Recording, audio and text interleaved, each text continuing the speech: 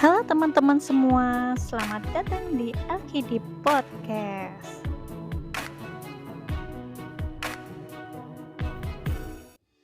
Sebelum kalian mendengar podcast ini, saya menginformasikan bahwa di tema konten kali ini adalah review sebagian buku Much Center karya Devi Chandra. Dan terdapat tanya jawab dari narasumber langsung tentang isi buku dan tips kepenulisan untuk penulis pemula. Saya harap kalian bisa belajar kepenulisan di sini dan membangun budaya literasi.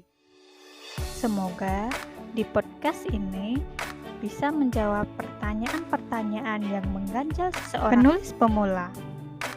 Untuk membaca keseluruhan buku novel ini, saya harap kalian membeli buku aslinya ya.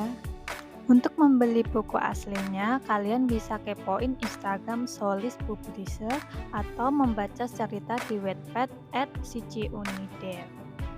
Mari kita beli buku untuk mendukung para penulis, menghargai kerja keras penulis, dan membuat penulis pemula semangat untuk membuat karya-karyanya. Membuat para penulis dari daerah terkenal secara nasional dan mungkin bisa go internasional. Narasumber kita di podcast kali ini adalah Dewi Chandra, nama pena dari Dewi Fatona Rahmawati, penulis kelahiran Kabupaten Boyolali, mencintai dunia literasi sejak masih belia. Beberapa karya antologi cerpen dan puisi telah diterbitkannya. Mendalami ilmu sastra di Fakultas Ilmu Budaya, Universitas Gadjah Mada, Yogyakarta. Yuk kita tanya-tanya Mbak Dewi yuk. Pertanyaan yang pertama, perbedaan cerita di Wattpad sama cerita di novel itu gimana sih Mbak? Oke, jawaban pertanyaan pertama.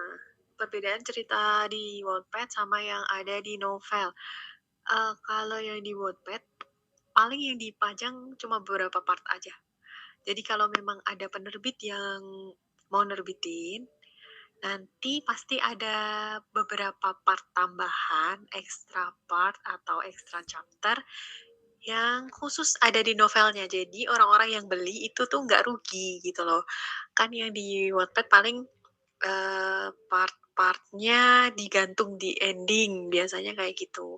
Atau mungkin bisa jadi kalau itu ikut event atau lomba kayak gitu, biasanya, dipasang cuman semuanya di-publish dari part 1 sampai part akhir. Cuman nanti kalau udah mulai, apa ya namanya, penjurian kayak gitu, terus dinyatakan menang, kalau mau terbit biasanya di beberapa part akhir itu disuruh hapus dari Wattpad, kayak gitu. Jadi orang-orang biar penasaran dulu, mau nggak mau mereka harus beli, gitu, biar tahu ending-nya kayak apa. Pertanyaan yang kedua, tip bagi penulis pemula untuk karyanya bisa diterbitkan gitu gimana sih Mbak? Kalau tips buat penulis pemula, biar tulisannya diterbitkan, ah, coba-coba nulis dulu, terus nanti dengan nulis, mending langsung praktek kayak gitu loh. Nah, dari situ kalau udah praktek, kita bisa sembari belajar teori. Soalnya kalau cuma belajar teori tanpa praktek, itu nanti pengaplikasiannya sulit, kayak gitu. Jadi kalau belajar teori terus nggak akan mulai-mulai nulisnya, kayak gitu. Jadi mending kita pakai cara nekat dulu, baru sambil belajar teorinya, kayak gitu. Jadi eee, lebih gampangnya sih kalau awal-awal kalau pengen jadi penulis, ikut aja komunitas literasi, kayak gitu. Sekarang banyak banget komunitas-komunitas literasi, nanti di situ bakalan dibimbing sama orang-orang yang udah lebih dulu terjun di dunia literasi, kayak gitu. Anak-anak muda sekarang banyak kok yang kayak gitu. Justru malah pada bocil-bocil itu, bocil-bocil yang suka suka nulis di Wattpad atau di mana, kayak gitu. Di platform lain sekarang udah banyak banget webtoon, Novelme, kayak gitu juga ada. Sekarang ada Viso atau apa kayak gitu, beberapa platform nulis online itu. KBM juga ada, kayak gitu. Itu tuh kayak menyediakan apa sih namanya, komunitas-komunitas yang ngelatih kepenulisan kayak gitu. Tapi tips paling utama adalah pede. Pede dan nulis aja dulu. Uh, kalau saya, enggak saya lagi. Kalau aku nulis karena apa ya namanya, self healing. Jadi karena memang bukan tipe orang yang suka pergi-pergi. Bukan tipe anak keluar, jadi lebih suka di rumah kan. Terus akhirnya gabut, lebih ini ke tulisan kayak gitu. Jadi apa ya namanya, cara penyeimbangan jiwanya itu tuh pakai tulisan. Nah, di situ tulis aja dulu, nggak usah mikir orang-orang bakal baca atau enggak, bakal ngefollow atau enggak, atau bakal gimana gimana ada yang suka atau enggak kayak gitu, bodo amat gitu. Yang penting nulis puas udah gitu. Perkara nanti ada orang yang suka ya silakan, orang yang ngehujat ya silakan, kayak gitu biasa. Haters itu ada di mana-mana, di segala bidang, nggak cuma di kepenulisan. Di hidup orang-orang yang nggak ngapa-ngapain aja juga banyak hatersnya kan. Yang biasanya sekarang tuh dikit-dikit misal diprotes, ini kok kayak gini sih ceritanya nggak bermutu kayak gini gini gini gini gitu. Udah biarin aja. Berarti dia bukan penikmat genre yang kamu bawain kayak gitu. Misal dulu aku nulis fantasi juga dibilang aneh, world buildingnya kan sendiri kayak gitu kan. Terus apa namanya, makhluk-makhluknya yang ada di situ pun aneh, misal punya kekuatan sesuatu kayak gitu, dibilangnya ini cerita nggak bisa dinikmati kayak gitu. Setelah aku pindah ke roman religi juga sama aja, ada juga yang bilang ngerusak citra pesantren, ngerusak citra para ulama, ngerusak agama gitu-gitu. Ada juga yang bilang kayak gitu, tapi ya bodo amat, orang banyak juga yang pada suka kayak gitu. Jadi biasanya kalau penulis penulis awal-awal itu kalau zaman sekarang pada takutnya mindernya kalau udah di apa namanya, ada orang yang bilang karyamu nggak layak tampil kayak gitu. Itu sebenarnya karya itu bukannya nggak layak tampil, cuman belum ada pembaca yang satu server sama penulisnya kayak gitu. Jadi harus pede. Yang pertama harus pede. Silakan tulis apapun yang kamu suka. Yang penting publish dulu. Jadi di up dulu gitu, dikeluarin dulu, ditelurin dulu. Perkara ada yang suka monggo, enggak ya udah kayak gitu. Tapi harus coba terus gitu, karena dari situ tanpa kita melangkah kita kan nggak bakalan kemana-mana kayak gitu. Kalau cuma angan-angan doang nggak akan ada perubahan. Pertanyaan yang ketiga, apakah kalau terbit buku kita harus membayar atau ada ketentuan-ketentuan syarat tertentu gitu, Mbak? Kalau untuk yang masalah terbit buku selama ini aku gratis. Ada beberapa kumpulan cerpen 5 tahun kemarin, 5 apa 6 gitu kumpulan cerpen. Terus yang tahun ini insya Allah 3 tapi bukan kumpulan cerpen, bener-bener novel solo. Itu ada 3, semuanya gratis. Cuman penerbitnya memang penerbit indie. Jadi bukan mayor yang langsung nembus Gramet, enggak. Bukan dari Gramedia Pustaka gitu, bukan. Belum. Kali aja nanti. Lama-lama nggak tahu kan rezeki. Nah, terus kalau memang pengen terbit, coba cari event. Jadi kayak acara-acara, ada penerbit itu pada biasanya kayak menawarkan harus nulis novel dengan tema A, B, C kayak gitu. Biasanya ditentukan. Nah, di situ ikut aja. Soalnya biasanya ada apa namanya, terbit gratis itunya, hadiahnya. Jadi hadiahnya tuh bukan berupa uang, tapi ada juga sih yang uang, cuman uangnya paling cuma berapa gitu. Cuman sama terbit gratis. Nah, terbit gratis ini yang menguntungkan gitu loh. Kita sebagai penulis juga bisa dapat royalti, terus nerbitin buku nggak bayar, ada ISBN-nya pula bukunya. Jadi bener-bener bener-bener itu loh, diakuin kan asli bukunya, emang gitu, diakuin. Enak, lagian terbit terbit gratis itu terbit gratis itu tuh apa ya, kalau kita bayar ke penerbit buat nyetak 1-2 buku aja udah mahal banget loh, kayak gitu. Dan belum tentu beri ISBN juga, kayak gitu kan. Jadi mending ikut event yang menyediakan fasilitas terbit gratis. Pertanyaan yang keempat, sarana apa aja yang Mbak Dewi terapkan untuk awal-awal belajar kepenulisan novel? Dan di novel ini inspirasinya dari mana aja ya Mbak? Kalau menulis dulu awal-awal mulai nulis aku pakai biasa tulisan tangan. Jadi jadi misal ada ide apapun gitu ditulis di buku gitu tapi kalau zaman sekarang bisa pakai HP, bisa pakai ini kan laptop gitu. Misal ada ide langsung aja tulis. Apapun kan kadang ide muncul di manapun kayak gitu. Itu dari situ.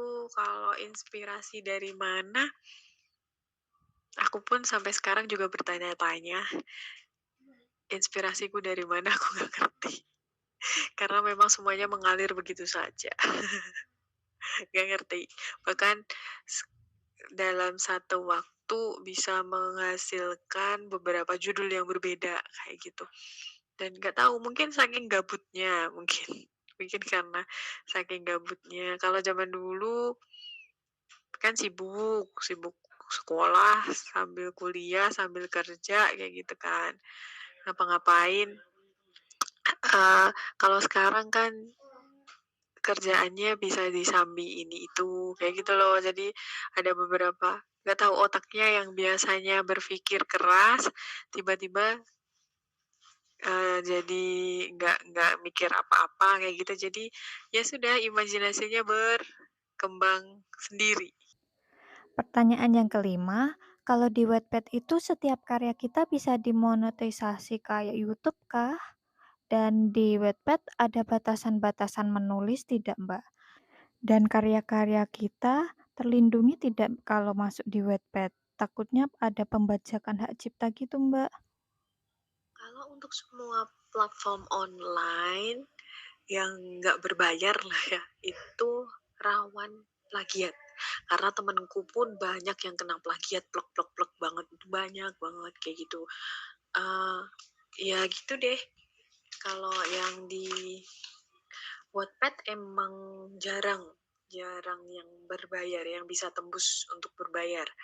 Tapi kemungkinan ada penerbit yang cari-cari kayak naskah-naskah gitu loh. Banyak kok, aku sering ditawarin dari penerbit apa kayak gitu. Terus nanti aku compare, dibandingin kira-kira yang lebih menguntungkan yang mana, yang lebih menjanjikan yang mana.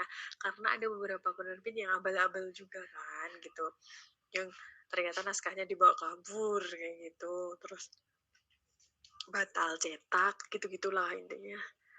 Ya alhamdulillah sih sampai sekarang ketemu sama walaupun penerbit indie, walaupun belum penerbit mayor, tapi mereka amanah semua dan benar-benar free, nggak bayar apapun gitu loh, nggak bayar apapun proses cetak penerbitannya apa-apa itu tuh nggak bayar apa-apa.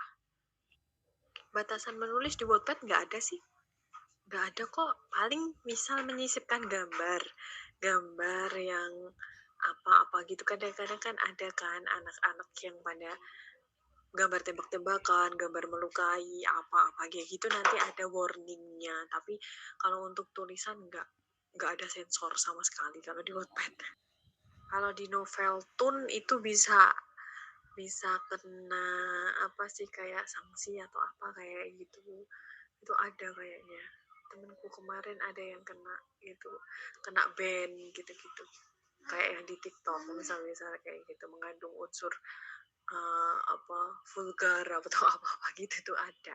Tapi kalau di Wattpad enggak. semuanya bebas, cuman ya itu bisa ke plagiat. Pokoknya tuh intinya mau nulis ya nulis gitu aja, jadi itu aja.